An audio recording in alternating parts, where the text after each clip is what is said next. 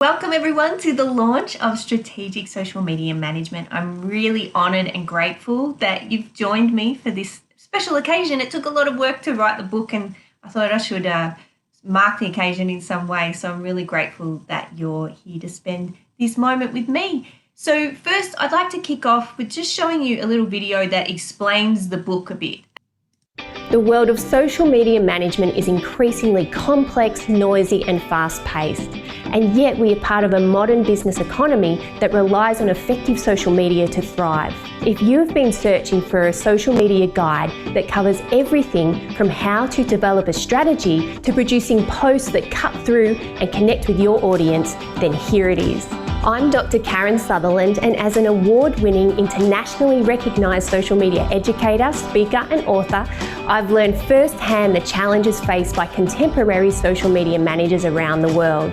I wrote Strategic Social Media Management Theory and Practice for students, practitioners and business owners who want to learn how to use social media to build strong professional relationships and surpass their organisational goals. This book takes relevant theories from marketing, PR and advertising and uses international real-world examples and interviews with social media professionals from every continent to demonstrate how they can be practically applied to strengthen your social media activities. Chapters feature lists of helpful resources and tools, and the text includes a range of templates to put what you learn into practice, supporting your social media success.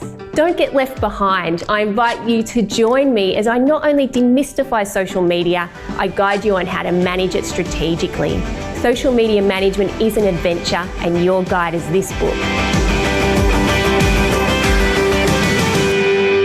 So why I wrote the book was that I've been teaching social media for a number of years and I couldn't find a book that had everything. So I couldn't find something that had multiple disciplines. So it was always marketing, it was always advertising, it was PR. But the thing is, social media is more than that. So you're building relationships. There's advertising is involved, but you're also marketing, and so nothing brought those together. And it also didn't bring together. It didn't apply theory in a really practical way. So it had, this is social media theory, but it didn't actually show how to apply that. And so that's what I wanted to do with this book, and also include more of a world view, like a global view of social media, because a lot of the books, because social media really originated in the US, and so a lot of the books are from the US, which is, of course. But there wasn't a lot of voices heard from other countries as well in the field of social. And so that's why, so that's what I was really hoping to achieve, and to have something that I could use in my courses. There was also not a really big focus on content curation either. So there was on creation, but not a lot on how to find really great content and to repurpose it in an ethical way to connect with target audiences. So that's why I've included that. I want to take you now on a little tour of the book. And so what I've done is I have divided it into 3 parts. So there is what the first part is all about social media strategy development, and then so it takes you through audience research, things like managing risk and ethics and that sort of thing. And also the main point of that is, if you're behaving ethically, you're going to be able to manage your reputation so much more easily. And it has everything in that chapter from behaving ethically, but also how to interact with influencers and things like that. So it's a win-win situation. Even has the importance of having contracts with clients and all sorts in that chapter. Then we look at the really strong, core components of strategy and how to actually write key messages, how to come up with goals and smart objectives and those sorts of things. And then one of my favorite parts of it is stop selling and start helping. So we're thinking about tactics that are actually going to provide value rather than constantly trying to take from the audience. Of course, monitoring and measurement, and then even things about scheduling and different social media management platforms. So that's sort of the operational side of it. Second section's all about content curation. So that's talking about the process of finding great content in an ethical way. Also around fake news, so how to spot misinformation and not share that and damage your reputation in them by doing that. And just different ways that you can present that curated content to audiences. And then the final section is all about content creation. So this is where you can apply all the theory from the previous chapters to actually create content. And so this is all about things like writing, graphics, and video. So, and I've managed to get sort of information and commentary from some of the leading creators in that particular field from Australia and around the world, which is really exciting. Some of the other sections that I wanted to show you, it also has features where you can apply what you've learned. So in the back of the book, excuse me for whizzing through, there are some templates. So here you've got a really quite a robust social media strategy template, and the yellow shows you where in the book you can refer to talk you through how to actually fill these out. So there's a social media strategy template with all sorts of things like your customer personas and audience journey, content pillars, and then how to really write down your tactics in a way that shows a broad overview.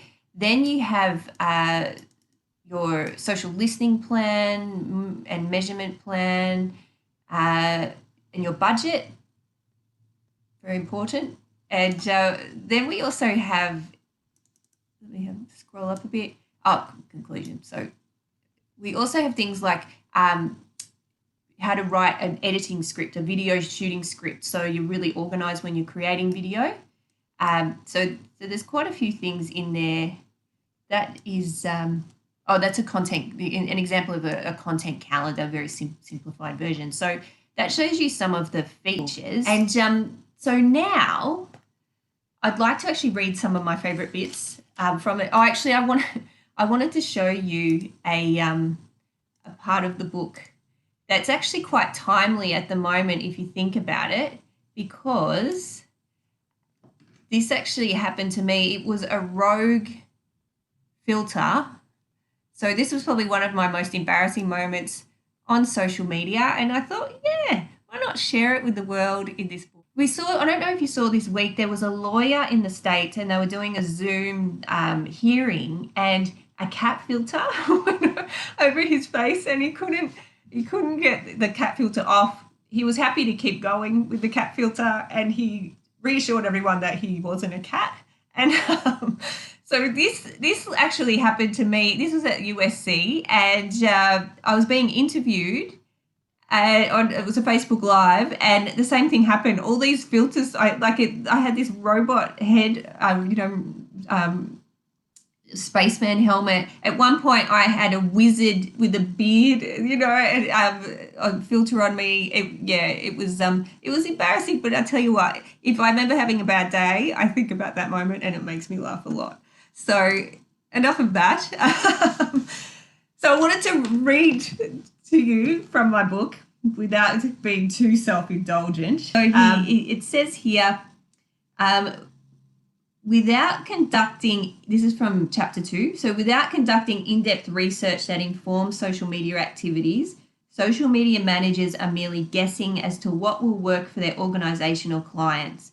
It is a rare business or organisation that has an unlimited supply of funds, time and staff to support such guesswork. So there you go. Hopefully the right people are reading that. Another one is also talking about guesswork, because I've experienced a lot of sort of intuition and guesswork in the industry that doesn't really work out very well.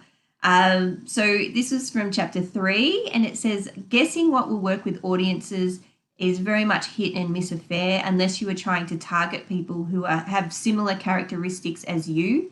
And as a social media manager, this is rarely the case. So, and that's very true. So, someone in their early 20s will find it very difficult to be able to understand someone in their 40s like me, unless they do some research. So another one of my favorites is this one. So I mentioned this early. So this is from chapter 4 about ethics and reputation management. So Employing ethical practices from the outset can greatly minimize the risk that issues and crises will eventuate from a client or organizational level. Keeping one side of the street clean is the best form of reputation management and frees attention to focus on achieving strategic goals. So, again, hopefully the right people will read that. The next is from chapter 5, so talking about the components of strategy.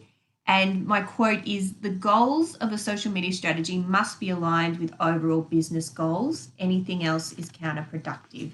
And I know that people here right now totally get that, but there are so many people out there who sort of forget that, and they get caught up in trying to achieve stuff on social media and forget that it's supposed to be there to actually help the business. Chapter 6 is about tactics. And so I say in this because there are so many and they change all the time. So I said tactics come and go and can be as dependent on platform capabilities as they are influenced by trends and societal norms. So it's really about understanding the fundamentals about what makes tactics relevant and how quality storytelling must underpin every single one. So that's good. There's a big theme in the book about storytelling and conveying information about that and really connecting with your audience through story. The other one was social media, stop selling, start helping, but I've said that already. The next one's from chapter 10 about curating. It's about content curation. So because I've been spoken on panels where there has been a real resistance against content curation and people saying that you should always create your own content, but sometimes it's just not realistic. People just can't do that. So all the time. So in here, I say that curating content can actually position you as an expert, but you shouldn't do it all the time. So it's only if something major is coming out of your industry and you're one of the first people to share it, it actually helps to position you in that way. So I say presenting a selection of thoughtfully curated content to your audience can increase your credibility as an expert of that particular niche topic. There aren't very many more. So another one that I say constantly in my classes is that if you're trying to communicate with everybody, you won't connect with anybody. So really tailoring your messages to suit specific audiences. Then I'm flipping right through to chapter 16, which is all about video. And in this chapter, I say the most important consideration when selecting a video format is how it can bring value to the target audience. What problem will it solve with the information it conveys? So again, working out what's going to really help the audience. And then I'm at the end of the book. So the final quote is in the conclusion. So in this, I say, one aim of this text was to take the reader on the journey of social media management through the multidisciplinary lens of marketing, advertising, and public relations. The other was to share my passion for this exciting profession. The key takeaways from this text are: 1, know your audience; 2, always align social media activities to strategic goals and objectives; and 3, use social media to help others and to provide values. Follow these principles and you will excel as a social media manager. I wish you every success in your social media journey and feel privileged to have shared even a tiny part of it. Best wishes and thank you. So now you don't even have to read it because it's all there. So next, I wanted to show you just a little mashup of the interviews that I did with the different social media professionals from around the world. So this is a video. It goes for about 6 minutes, but it moves pretty quickly, and it's because they, there were quite a few people in there, but you'll be able to go on a little journey of social media around the world. It's very fast paced and it's fun and it's always changing. You never have the same week or the same month. There are always new trends or new apps or new platforms coming out. So we're always trying to try all the new ones first and see where everyone is at and where everyone likes to get their news. So it's always very exciting. About users and how they feel about our brands, and I also like engaging with them. So that's my main that's my favorite part of it. Say number one, understand who your customer is. This will get you really far. Understanding your customer needs or their problems. This will get you even further. Yeah. And then understanding what you want with your social media, what your goals are. What do you enjoy most about working with social media? So, the fun part is the challenges that you get, every move. Also, the best part is that, when you have fresh faces coming on board, it's a challenge for you to project them to the consumers and audiences and help them understand that how these guys are projected in the industries and creating their own fan base, fan following, and then until the release, helping them with the entire marketing. Yeah. So, this is something keeps you always on the toes that, oh God, I have to do this, oh, I have to do that. And that helps me, keeps me up in it and more engrossed with a lot of coffee for sure. Yeah. Tell me, what do you enjoy most about your role as CEO of Blitz Metrics? I love seeing the light bulb go off. And I'm sure you see that as a professor too, where you see a student that's struggling. Maybe they're struggling with implementing Google Tag Manager, which is difficult, and the pixels and the tracking codes, and they're frustrated. But then after a few tries, maybe with a little bit of mentoring from other people like their team lead or someone like me, you see that they get it. And then they do it over and over again. And you see them start to make money because they're doing it in the real world with clients that are paying for this execution, making money for these clients. And then the thing that really warms my heart is when I see these young adults train up other people and help them turn that light bulb on, that means everything to me. Social media is just human interaction happening online, and I love talking. I love connecting with people. Actually, there was a time back in the day when I used to call myself, I'm too social for social media. Like, I just want to be with the people and talk with them and just be connecting. And that's what I love about social media. In whatever form it happens, it's about connecting. The general rule of thumb I like to tell people is to either A, follow your gut test. Is my gut telling me I'm doing something wrong here? It's not connected to a commercial purpose. My gut's probably telling me this is okay, but once I go too far and take that GIF and put it as part of an advertising campaign, or put it on a TV commercial, or take that copyrighted material and put it in my book, now I probably have gone too far. My gut's telling me this is probably too much. And that's a good internal test, as opposed to a strict legal test of, do I own it? No. Do I have permission? No. Then I'm probably committing copyright infringement. Are they likely to come after me? And then what type of damages might I expect, or what type of penalties might I find based upon my infringement? First of all, before starting to use social media, every social media is a tool. Behind this tool, there is a strategy, a direction, and according to this direction, there is a storytelling and a different angle to cover. So our first recommendation is always to try to clarify what is the company's social media strategy according to the overall strategy of the company. Yeah. I really like the creativity that comes along with it, and being able to take on someone else's brand and tell their story in a way that really changes their presence online. I think it's really inspiring to see the transformation that businesses go through when they really enhance the online world and start to really incorporate strong messages and values through their presence online. I think it's just the way of the future, and it's just very exciting to be a part of.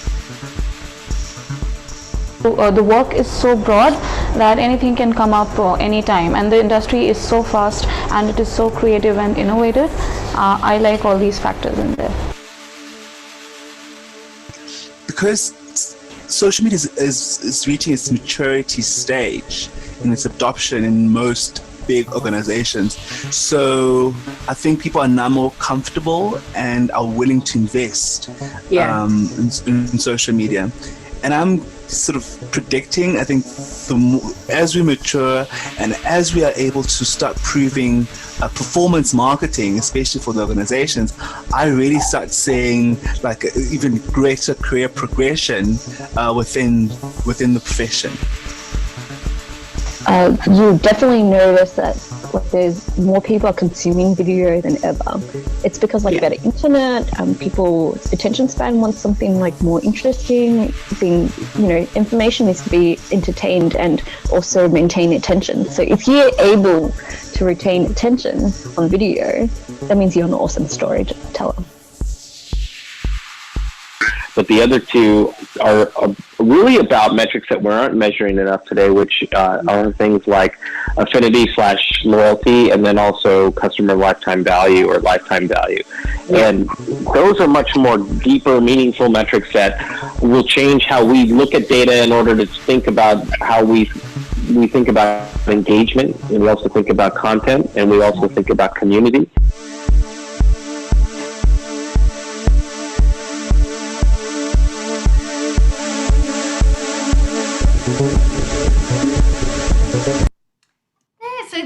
That was everyone I interviewed, which was good. And in the book too, I've also got examples from experts like Madeline Sklar, who's like a Twitter expert, and Jeff J. Hunter, who's really big on Facebook, and just other examples from different countries as well.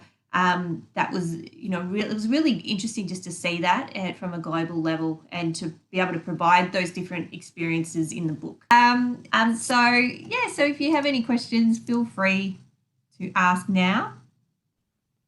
I have a question. How long did it take you to compile all the information and put the book together? It took a year to write. So I started it actually on Boxing Day, 26th of December it must have been 90, what was it, 2000 and I think it was 18. And then I was done November 2019. And then it was supposed to be out like in 2020, but because of COVID, everything sort of went up in the air, and so it was supposed to be out I think in September last year, and so it's just there was a few months tacked on the end of that. So the actual writing and gathering, it was 12 months, just under. Good question. Yes. Well, it's actually a comment that I think you might want to comment on. So it seems like a book like this is really helpful because the social media as an industry is still very organic. Do you know what I mean? Like it's sort of organically grown up. And so now it's almost like this is a sign of maturity. Do you feel like you're going to get a bit of pushback from people who say, oh, I know how to do social media. I don't need to have this practice and theory, but really it's actually that sign of that industry is actually moving to the next stage. Yeah, and I think, and I experience that now when I go to industry events and I say what I'm teaching at university, and people say, they say, well, what would you even teach? And then I'd explain it and they're like, oh, okay. But yeah, it's just this sense that, look, some people have done very well by just sort of picking, bits from the internet and teaching themselves that way. Yes, but I think, there are some fundamental things around marketing, communication, advertising that are really helpful to know, particularly like theories and that you can actually apply. And sometimes having that sort of business understanding can help you more when you actually get out there. And I notice with my students, sometimes, not all of them, but some of them on the first few days in class, when they come in, they're sort of thinking, well, this is going to be easy. I know all of this. And then actually once we get into it, it's actually much bigger than what they expect and much more complex around it, because it was like Leo said in the video, it's about connection and connecting with humans. There's not like a one size fits all easy sort of formula to do it, and particularly on platforms that change all the time. So I mean, ultimately, I think in this book I said so many times at time of writing because it just changes all the time. But just understanding there are core things that are never going to change around sort of communication and understanding your audience and things like that. And only really the window dressing changes. So yeah, I think sometimes you need to get that knowledge rather than sort of just cherry picking on the internet. And particularly the research, I think understanding how to research well is that's just the key to it all. And sometimes you don't learn how to do that in a really thorough way when you haven't been taught those research skills. I have a question.